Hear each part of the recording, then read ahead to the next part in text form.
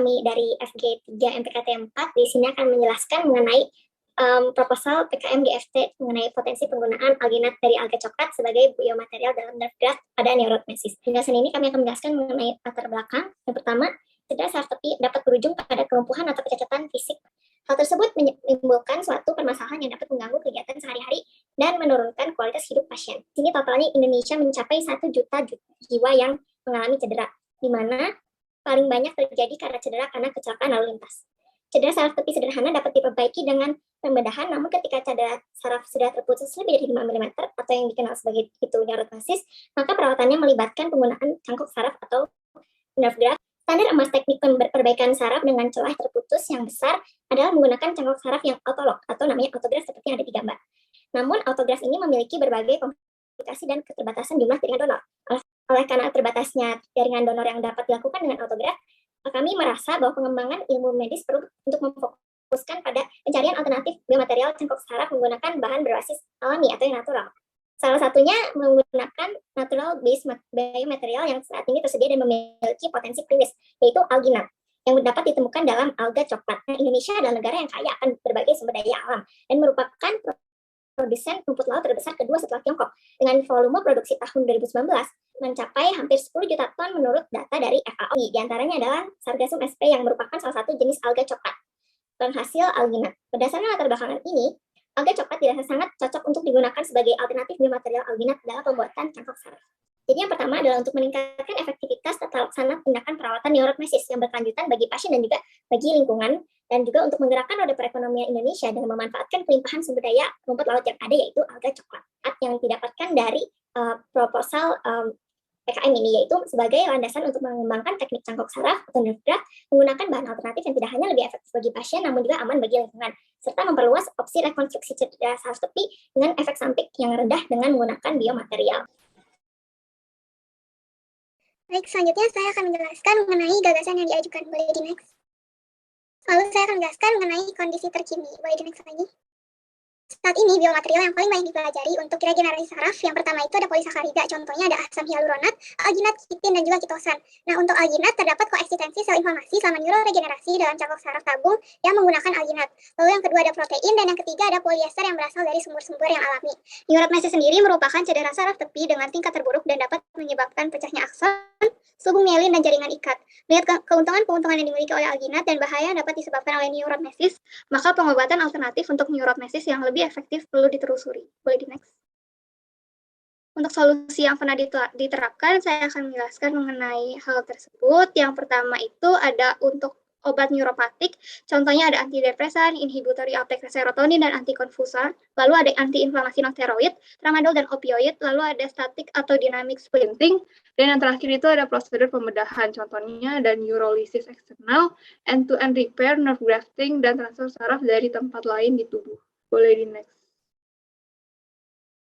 Baik, selanjutnya adalah karakteristik alginate. Jadi kita dari beberapa penelitian literatur yang kami lakukan, ada beberapa karakteristik alginate yang menarik untuk diteliti. Yang pertama, dia bisa membentuk film, dia responsif terhadap pH, dia memiliki hydrophilicity yang baik, dia memiliki biodegradabilitas yang baik, dan mudah untuk dilakukan pemrosesan. Dia juga bisa dilakukan banyak teknik seperti 3D printing dan teknik-teknik yang lainnya. Ini adalah struktur dari alginat, yaitu alginat merupakan sebuah polisakarida anionik yang ditemukan pada alga coklat. Alginat ini terdiri dari kopolimer, yaitu asam aminoronat dan asam gluronat. Dan ini adalah beberapa karakteristik lainnya yang menarik untuk diteliti, yaitu viskositasnya yang sangat tinggi, stabilitasnya yang sangat tinggi, kemudian fleksibilitasnya juga yang sangat tinggi. Kemudian alginat bisa dicampurkan dengan bahan-bahan yang lainnya, bisa dihibrid, yaitu salah satu contohnya adalah polikaprolakton dengan alginat. Ada salah satu penelitian yang menunjukkan bahwa terdapat regenerasi jaringan keras atau osteon pada penelitian tersebut. Selanjutnya. Kemudian mengenai potensi alginat pada nerve graft, next. Dalam rekonstruksi saraf, kita memerlukan penggunaan bahan sintetis. Karakteristik yang dibutuhkan yaitu mudah untuk diakses, kemudian minim risiko terjadinya infeksi, dan dapat dijadikan sebagai scaffolds. Dan alginat sendiri telah berpotensi baik dalam karakteristik yang dimilikinya. Dan alginat sudah seringkali digunakan untuk scaffolds pada jaringan sel saraf. Boleh next. Alginat sendiri merupakan bahan yang menjanjikan untuk digunakan sebagai scaffolds dalam regenerasi sel saraf karena alginat bisa membentuk suatu ikatan kovalen yang mendorong regenerasi sel saraf.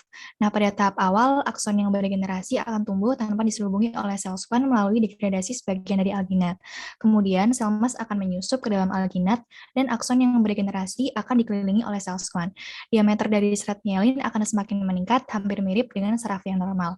Berdasarkan suatu penelitian, alginat bisa memberikan lingkungan mikro yang permisif untuk pemanjangan akson saraf. Lady next. Hingga dapat dibilang alginat memiliki potensi yang baik dalam biomaterial dari nerve graft, dan alginat dapat dicampur dengan polimer polikaprolakton untuk meningkatkan daya ketahanan mekaniknya. Baik, untuk selanjutnya ada beberapa pihak-pihak terkait yang dapat diajak untuk bekerja sama untuk menerapkan gagasan ini. Yang pertama itu ada PT Biota Laut Ganggang, yaitu produsen industri ganggang terbesar di Indonesia. Ini juga merupakan bagian dari tujuan kami, yaitu untuk menggerakkan roda perekonomian Indonesia dengan pemanfaatan kelimpahan sumber daya rumput laut yang ada. Kemudian yang kedua yaitu kerjasama dengan Kementerian Kesehatan Republik Indonesia yang berperan dalam pengembangan dan perizinan. Next. Yang selanjutnya adalah langkah strategis yang akan dilakukan. Jadi pertama kami akan melakukan konsultasi dengan pihak PT Biota Laut Ganggang mengenai kebutuhan alginat, dan dari sini kami dapat mendapatkan perhitungan kuantitas dan biaya pembuatan nerve graft yang dibutuhkan. Kemudian kami juga dapat gambaran mengenai potensi dan kemudahan pengembangan nerve graft dengan berbahan dasar alginat ini yang nantinya akan mendukung pengajuan gagasan kami kepada pemerintah melalui Kementerian Kesehatan Republik Indonesia. Implementasi alginat nantinya diterapkan pada lokasi yang ditunjuk atau diizinkan oleh pemerintah. Selanjutnya adalah batasan. Terdapat 3 batasan utama yang sekiranya kami identifikasi selama menyusun proposal ini. Yang pertama adalah penelitian sel saraf yang belum dicukupi datanya yang diinginkan dari Indonesia. Kemudian yang kedua itu mengenai durasi penelitian yang cukup lama karena meneliti bagian sistem saraf yang notabene merupakan sistem yang penting dan juga membutuhkan waktu regenerasi yang lama. Kemudian yang ketiga adalah membutuhkan sumber daya yang cukup besar. Oke, selanjutnya adalah gambaran. Di mana kami memperkirakan mengenai implementasi penelitian kami dalam jangka pendek itu dapat berdampak positif, terutama dalam membuka inovasi baru di bidang teknologi bioteknologi kedokteran. Kemudian untuk jangka panjangnya sendiri itu dapat meningkatkan angka harapan hidup pasien gangguan saraf. Oke, boleh dilanjut. Ini adalah kesimpulan dari proposal PKM apa yang kami lakukan adalah yang pertama, cedera sistem saraf merupakan salah satu masalah yang masif terjadi di dalam dunia kesehatan, sehingga masih menjadi tantangan bagi tenaga kesehatan untuk memberikan tata laksana yang tepat. Dengan demikian, kami mengusulkan sebuah ide yaitu alginat yang berpotensi digunakan dalam nerve graft sebagai biomaterial. Dengan demikian, proposal PKM dari kami sekian atas perhatiannya. Ini adalah referensi yang kami gunakan. Terima kasih atas perhatiannya. Mohon maaf apabila ada kesalahan. Wassalamualaikum warahmatullahi wabarakatuh.